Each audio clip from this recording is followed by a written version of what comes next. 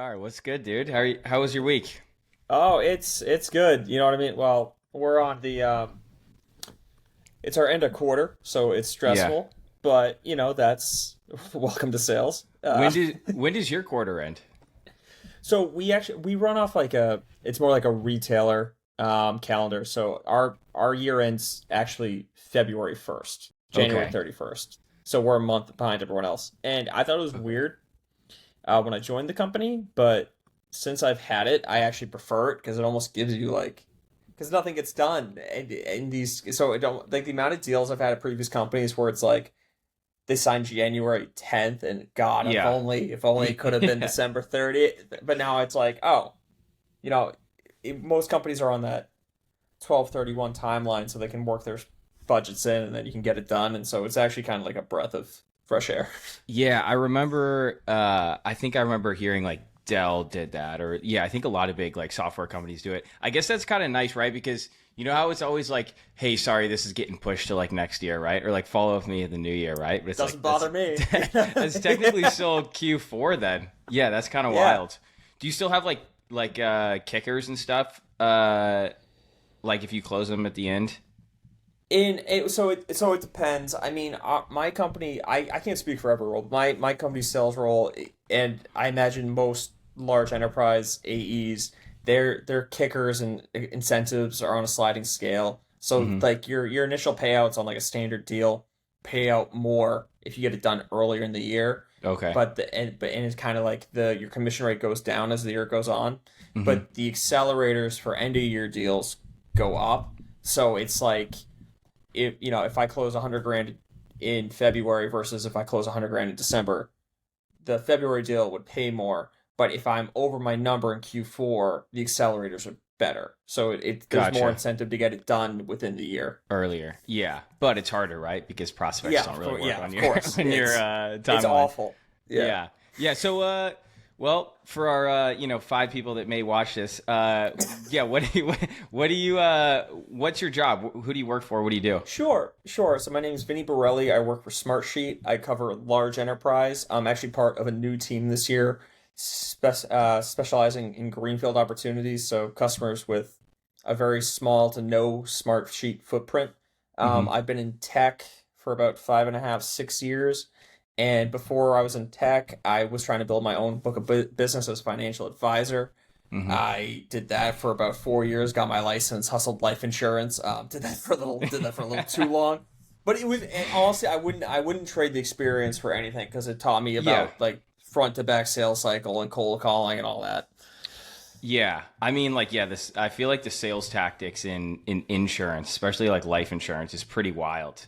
I mean, it's like door to door sales, right? Like if you can make it through door to door sales, like you can take that experience pretty much anywhere. Although it Actually, sucks, right? yeah, it sucks, but it's like if you can do that job, you can do anything. And actually, one of the funniest things, so that for full transparency, Nick and I worked at a company together. That's Yes, we did. when Yes, we did. when we were interviewing at Reflective. I we the final interview was like a presentation or whatever, and I ran through kind of my talk track that I had done with my financial clients, and I sat at the desk and just like had my presentation was more of a conversation, Hmm. and they basically hired me in the room because they were like, we really like that you didn't stand up and like go through a deck like like you've Yeah. actually worked with people before. I was like, oh great. Yeah. Yeah.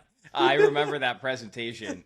That presentation like kind of sucked, right? Because they Oh, it was flew us awful. out to San Francisco and were like, present this. And like meanwhile, like we don't really know the product at all, right? But you're like presenting the product. I remember there was one where they were like, so what type of other softwares do you integrate with? And it was like I remembered like one HR software. It was like Panda something. I can't remember, but I said that, and they're like, "Oh, you really did do your research." And I'm like, "Man, I'm lucky I remember that one thing." But yeah, me and Vinny worked together at a company that ended up sort of pretty much going bust, right? Like it's Yeah, kind of wild. It's a pretty yeah. wild story. I believe they that is a wild story. If you've never been part of like a mass layoff, I mean I mean we can get into that too. But it was yeah, I think they sold the IP and just basically sold the company for parts is what I understand. What I think and or what I've like read online is I think they've sold it for like 14 million or something. off of raising like 100. I Which mean, is I mean, not exactly the return. It sounds like my returns. Yeah, I'll take either. Yeah. Sounds like my returns when I try to day trade the stock market. Yeah. You buy high, sell low. But yeah, well, I appreciate you jumping on here. So basically, what I want to do here is we publish a bunch of sales news links, like resources and whatnot, in every newsletter that we send out twice a week. Join thefollowup.com if you're not subscribed. Of course, I am. And so basically, just wanted to run through these. I actually got an email. One of these stories is one that I wrote. And it didn't go viral, but like it got 600 or 800 page views like the first day. And I was like, oh, pretty sweet. And I just got an email from the company I wrote about, which is kind of funny, but I'll touch on that. But the first thing, so jumping right into it, like the news, the first article that we published was Mark Cuban says the secret to sales is not trying to convince people, but trying to help them.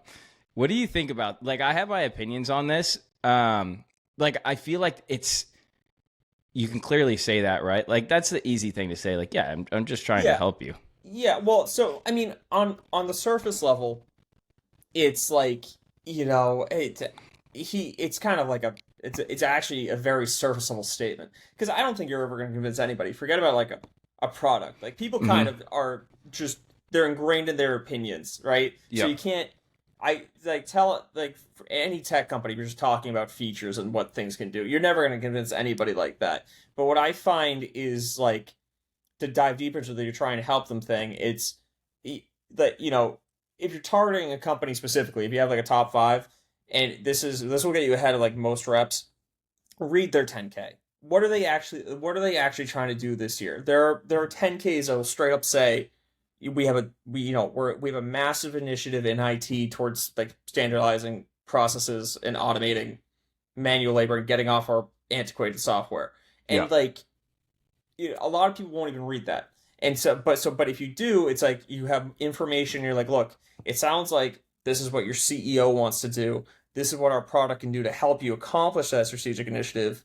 Like, would it make sense for us to talk about this?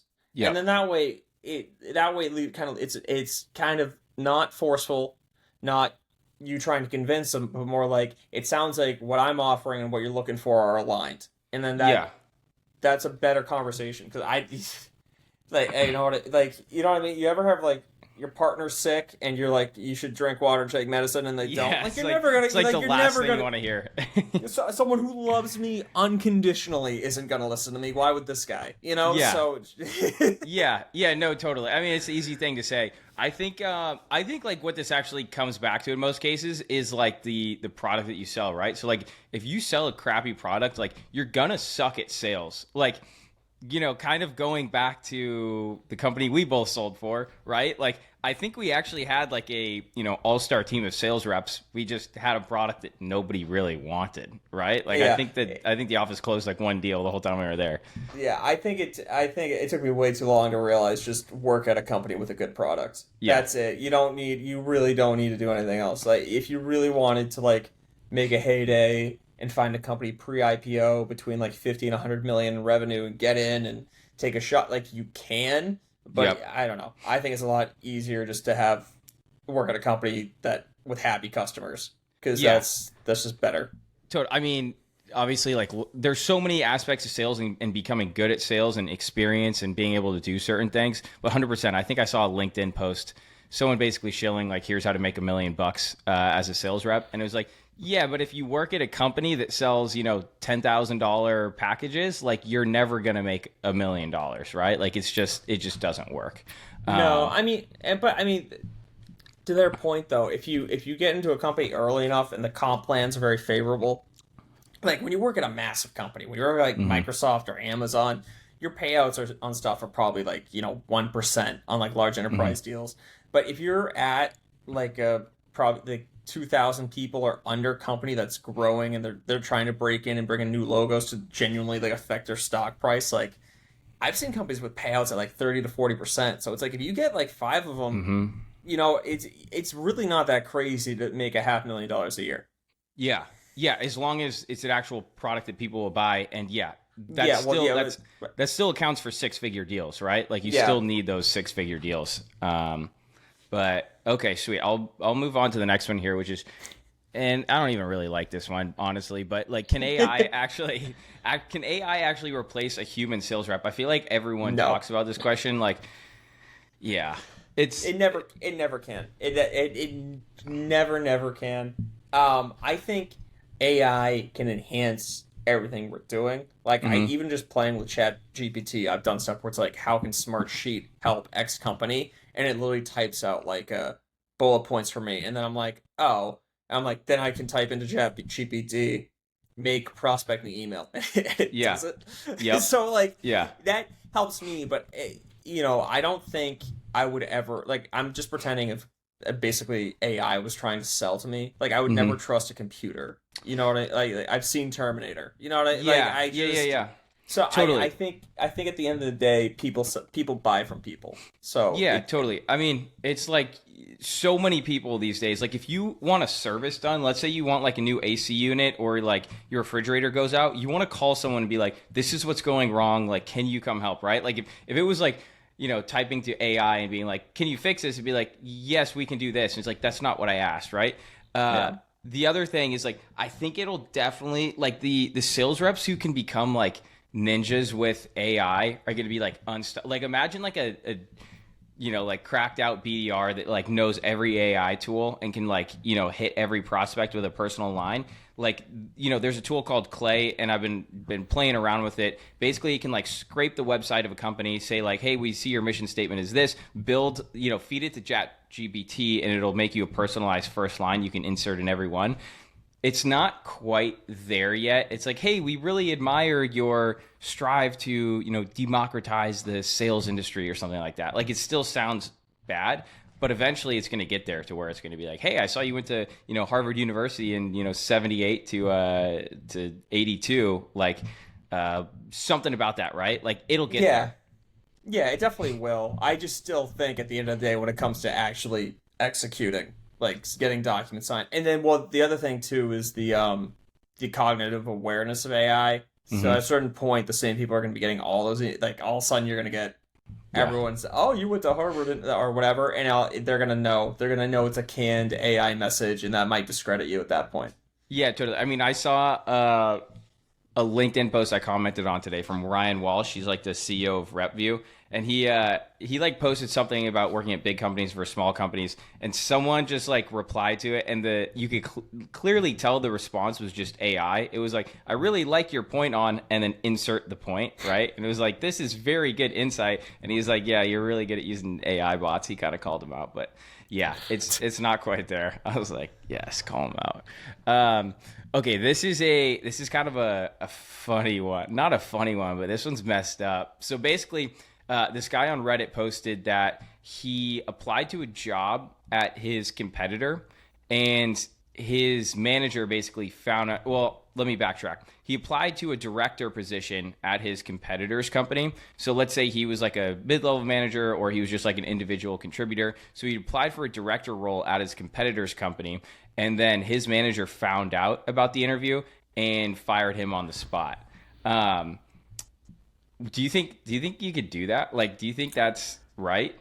Um, it depends. So, look, every story on Reddit I take with a grain of salt, Yeah, because I'm yeah. like, I'm like, is that really all that happens? You weren't, Well, you we do weren't have. bad mouthing your own company for 2 months before you started, But it's also like, I mean, working off of very limited information. Like, if he has a non-compete in place and he goes directly to a competitor for a Yep. job opportunity, that's grounds for firing. But in for the sake of like being on the redditor's behalf, no, that's insane. Like, Yeah, I mean, everyone's allowed to search for potential job opportunities, and then especially in corporate America, like modern corporate America, if you want to move up, typically you have to leave. Like, yeah, I've worked at big companies where there's 40 viable candidates, they're all great, and there's two seats. yep. You can't promote everybody. So if they see an opportunity in their company,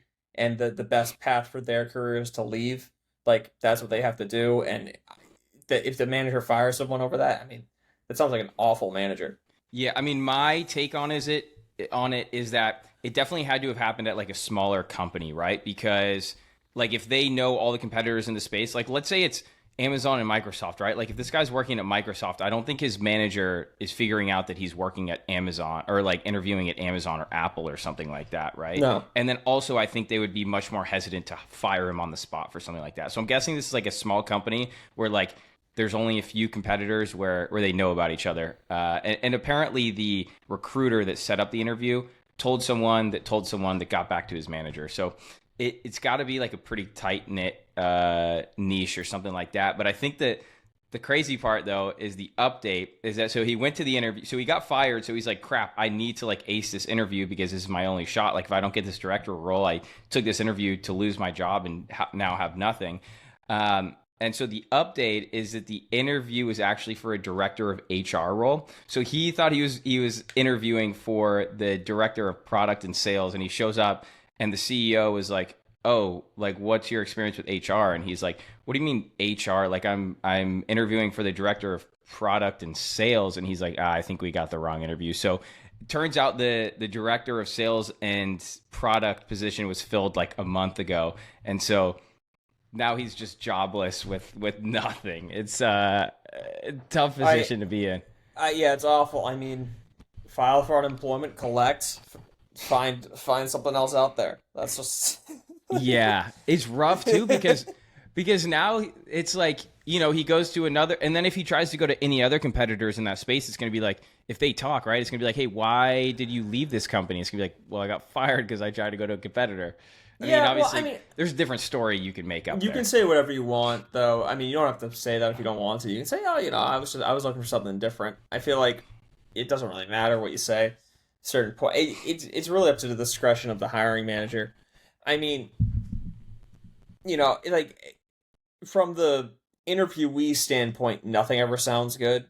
Where because it's like, for example, like the promotion example. Yep. I remember when I was trying to leave ServiceNow because I was in the same boat where like the only promotion I had available was in St. Louis, and I was like, I don't want to, you know, I just got married. We're not trying to move to St. Louis, you know, like and so I'd be interviewing at other companies, and I was like, you know, there's a promotion available for me. I don't want it. And what they're hearing is like, it sounds like he's lying. It sounds like you know, he's not getting promoted, and so now he's trying to come over here. So it's like nothing ever, you know, like the interviewer side, there's always a bit of skepticism. So I would just focus on, for anybody interviewing at new companies, I would focus really on like why you want to be a part of that organization. Mm-hmm. Like, I think the mistake a lot of people make is like, you know, I'm looking for the next thing. No, say like, I want to be at X because of Y. Yeah, 100%. Yeah, it's tough right now, man. Like, it's awful. crazy. Like seeing these LinkedIn like job postings, and it's like 700 people just applied in the last hour, and it's like, oh my gosh. Like, yeah, there's no way you get through in a normal like job application now. Like, you have to make a list of your top 10 and be like, I'm gonna figure out a way to get in touch with that hiring manager and like do something crazy. I don't even know. Or, I mean, the best is referrals. Like, I feel like the past 4 companies I've worked at, they like only hire by referral, even if they have LinkedIn ads. Like, it's almost like a requirement. So I think pride gets in a lot of people's way. If I were someone in a situation where I'm looking for a great opportunity, I'm looking for the next thing, the job market's been tough, I would use my own internal, just even see, like, you know, see what some of your friends or like peers from high school are at. If they're at a place you want to be, it does, you know, it doesn't matter. And I think people get nervous because it's like, oh, I'm joining a company below them, and there's like a social thing. But usually outside hires get paid more than internal people anyway. Yeah. So it's like, I mean, that's another good topic right now. I feel like pay scales are starting to go down a little bit. I could be wrong about this, but I think that like the market's shifting a little bit to where it used to be that, you know, a year or two ago, they were throwing crazy salaries at people because they couldn't get anyone to come to work. And now it's like, okay, now we have a ton of applicants. We can kind of pay what we want. But different in every work.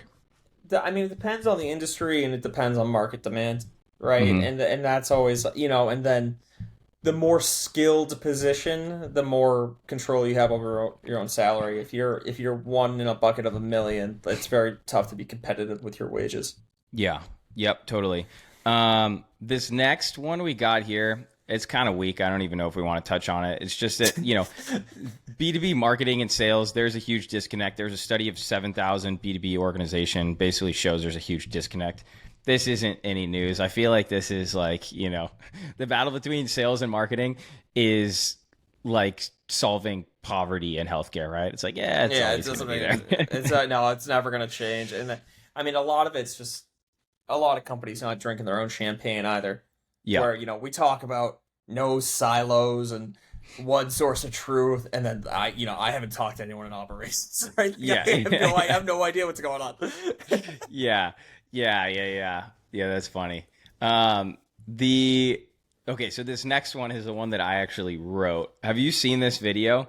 This Wolf of Wall Street style video? I saw it and I read it, but if you want to kick us off. Yeah, so basically, last week a video started going viral. It's essentially a bunch of young sales reps. I'd say 20 to 25 years old maybe, and they're all huddled around a computer. They've got headsets on, and one of them's on the phone, and he clearly just closed a deal. Everyone's going nuts, high fives and whatnot, and then he goes and rings the bell. So it's like, what are these 20-something-year-olds selling, and what are they getting so hyped like that? Like, if you've ever been on a sales floor of like a B2B like software company, it's like, okay, thank you, I will send over the DocuSign after this or something, right? It's like, it's not like, let's go. Like, this is wild. So immediately my brain goes to, okay, they're selling like life insurance or something, right? Like, is this what the floor was ever like at a life insurance company? Yeah, I mean, it was a bullpen. I mean, Yeah. we're all in cubicles cold calling next to each other, and there was a bell. Like, Yeah. it's very boiler room sales culture-y. Yeah, I mean, I just, believe nothing you hear and half of what you see, especially if it's on TikTok. Yeah. Yeah. So- No, 100%. And I mean, so essentially this company, I don't even know if I want to say the name of the company. Their whole entire shtick is that they like recruit sales reps, like recruit these younger sales reps, and they recruit them in like a very interesting way of like, we're here to like build you into a better man, and like you should be driving a luxury car, and things like that. So like immediately you click on their Instagram profile, and the information in their bio says we're a tech-enabled telecommunication and marketing organization that has been in business for close to a decade. Just not like dunking on them, but like, isn't everything tech enabled these days? I mean, we're on a computer and a cell phone right now that's tech enabled, and then we've been in business to close for a decade. Like, I get why you'd want to like say that. Like, if I had a business and I was in business for 10 years, like maybe, but it's like, okay, does that mean anything? Like, I don't know. I don't know. I mean, they've been talking about digital transformation for 60 years. It's just a buzz. It's a buzzword topic. It's like, are you trying to modernize the workforce, right? Like, it's just every company says it, and I don't know that. When I read through the article and I watched the video, and I think it's like if they really are like a third party like phone carrier, like what possible deal could have got that reaction? That's where I'm at. Like. So it turns out it was his first deal, but still, like, okay. Like, you got to wonder what. Now you are. I lost you. Sorry, that was weird. So yeah, I'm curious, like, what the actual deal was there that he closed. But anyway, so essentially, this is like a marketing organization that they recruit a bunch of young sales reps. They like train them up, get them basically like drink the Kool-Aid type situation. And like just some of the stuff on their website's interesting, right? Like luxury car bonus. So we believe you should be living your best life filled with luxuries. Once you reach the director of sales position, you'll qualify for the luxury car bonus, where you'll receive a monthly cash bonus towards the car of your choice. So actually, I read this wrong. So they don't even buy it for you. They just give you an extra bonus so you can buy it. Which, okay. Does Andrew Tate own this company? So I'll say what I was talking about at the beginning of this. So I just got an email from someone at this company saying, "Hey, we saw your article. We just want to." Oh crap! I had to fall out mid talk. Talk with your hands, you just knock things over. Yeah, right. Fugazi. Okay, so someone from this company actually reached out to me right before I jumped on this video. They sent me an email, basically saying like, "Hey, look, we're not an MLM," which okay, that's fair. Sure, buddy. However, what I'd like to say is that I've heard of other MLMs that, you know how, like Mary Kay and stuff, right? I don't know if Mary Kay does it this way. I know that other makeup type MLMs do it this way. So they say, you just qualified for a car bonus. You're going to get a brand new Mercedes or Cadillac this month. And all you have to do is hit this sales target, right?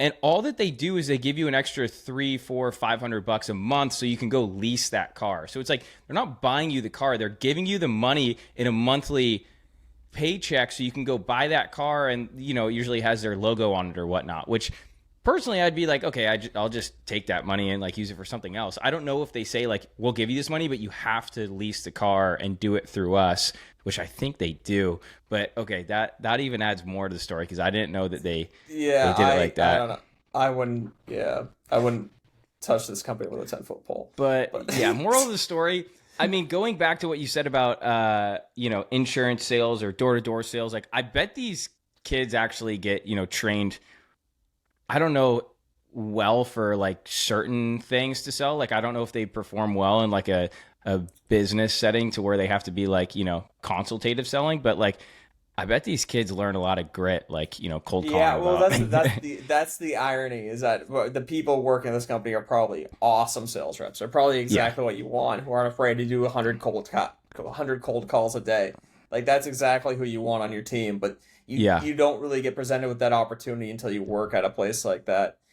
Like, I remember when I was working at a previous large tech company, the BDRs made like maybe 30 calls a day, and I was like flabbergasted. Yeah, from the amount of calls I'd been doing. Yeah, and right. I was just like, how do you guys even book meetings? Like, what are you 30 calls? Like, I'm done by 8:30. Like, what do you do with the other 9 hours? Like, it's like 1 to 2 connects a day if you're lucky, right? Yeah, it's crazy. I also look back at like, yeah, with emails, like if you're sending less than like 50 like new emails a day, like, yeah, I don't understand how you're going to get in front of everyone, unless your target market's like, 200 companies. Then it's a much different approach. Well, I mean, it is. I think as I've been promoted and moved up, being more strategic is definitely a better use of time. But for the BDR level, activity solves all problems. It's actually one thing I learned when I was selling life insurance is like, I would get a meeting like every 60 calls basically. Mm-hmm. And so you would track your calls on a sheet. So if you were at like 47 for the day, you're like, mathematically speaking, I'm like 13 calls away from my next meeting. So I might as well just do the dials to get it. And sometimes it doesn't take that long. Sometimes, you get like 4 meetings in a row and you're like, it averages out. But it's always important to know your numbers, even at like an entry level. Yeah. Yeah. Something I heard recently is like how much it can mess you up is it like if you succeed too early. Like if you jump on your first cold call and like crush it, like that kind of messes you up, because you're like, oh, this is what it's easy. like. Everyone right? can do this. Yeah. I remember my first BDR job when I got there, this girl that was like a little more tenured than me, she'd been there like a year or two, and she's like, yeah, my first ever cold call, like I booked a meeting off of it. I'm like, that's wild. And then when I didn't do that, I was like, wow, she like must have been like really good. But I'm like, no, that was just pure luck. Damn. Okay, the next one's Google cracking down on mass email sending. This one's kind of boring. It's pretty relevant to me for sending like a lot of cold emails, but basically you got to be real careful. If you're sending over like 50 cold emails a day with a Gmail account, you're gonna get blocked. Pretty quick. Yeah, I mean, it's tough. Most companies have like, outreach or sales loft or another tool that can help equip you to send out more emails during the day. But one thing I will say actually on this topic is more the concept of what's allowed in sales, especially outbound prospecting. Like, what I have found just in like my life experience is whatever the Wild West thing is, take advantage of it until it's taken away. That's for example, Zoom Info has intent, and a couple years ago, the intent used to literally tell you specifically who was shopping your product. So Yep. you go into Zoom info intent and it'd be like, hey, Alyssa in marketing is looking for a campaign management tool. And you could just bombard her with emails being like, I saw a campaign management tool, right? And they took that away. So now it's just a department. And so Yeah. it's like now my Zoom info intent is like, I don't want it's a good company. I don't want to say it's useless, but Yeah. it's not as strong. And so the idea is that like I know I'm probably belaboring a point here, but if you have like a competitive advantage prospecting opportunity where if one of your coworkers has found a way to send out 700 emails, or I do it until someone tells you no.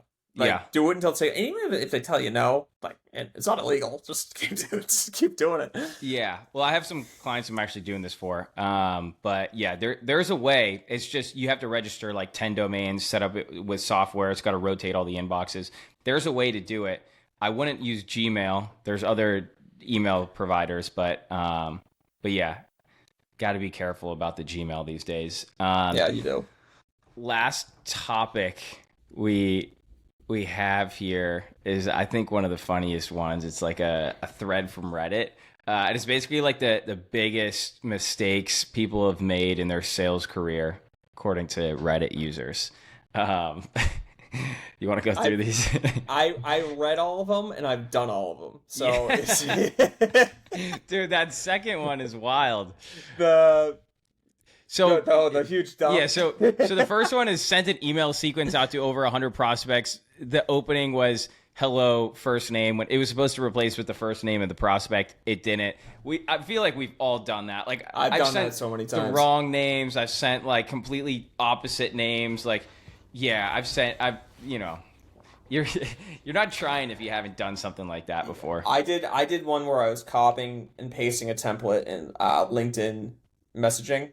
Mhm. And the guy's name was George, and I left it as my previous template as Kevin, and he Yeah. wrote me like 3 pages. Like I can tell, like you're not gonna be anything because you don't have attention to detail. And I'm like, it's like that scene from Billy Madison. It's like no would have been fine. Yeah.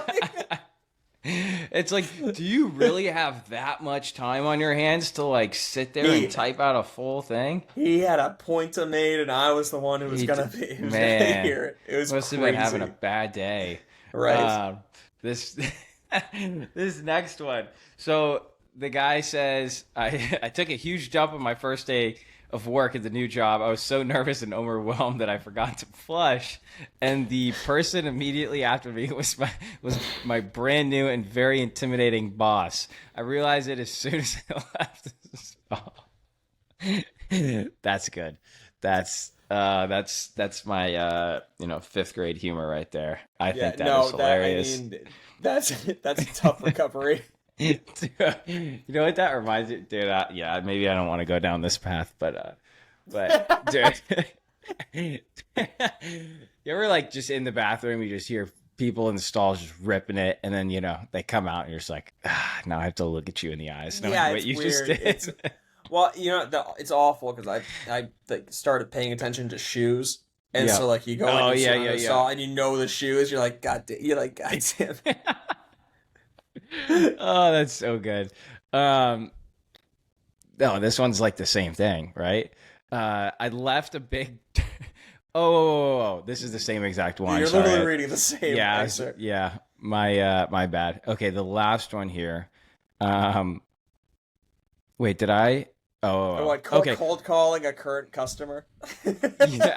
Yeah. No. I don't even think this was a customer, basically. And I've done this as well, right? You call someone, you're like, you have your list of 100 leads, right? You're going down it for the day. You call someone, you talk to them. They're like, yeah, we're not interested. We already have this. Like, no, thank you. And you're like, okay, well, I'm not going to get through that. Hang up the phone, go to call the next person, accidentally call the person you just talked to. Be like, hey, Leslie. And you're like, we just spoke. And it's like, yeah, we did. My bad. You're not special, Leslie. We're doing this to everyone. Oh, that was good. Well, sweet, man. Anything else you want to talk about? Any other headlines?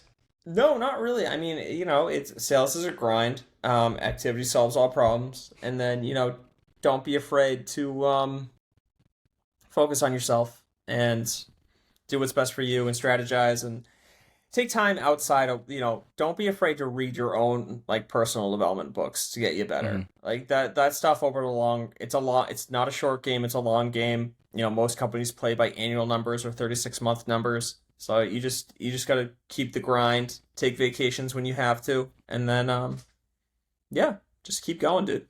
Beautifully said. Thank you, Vinny. Thank All right. you. I'll wrap it up here. All right, perfect. Beautiful.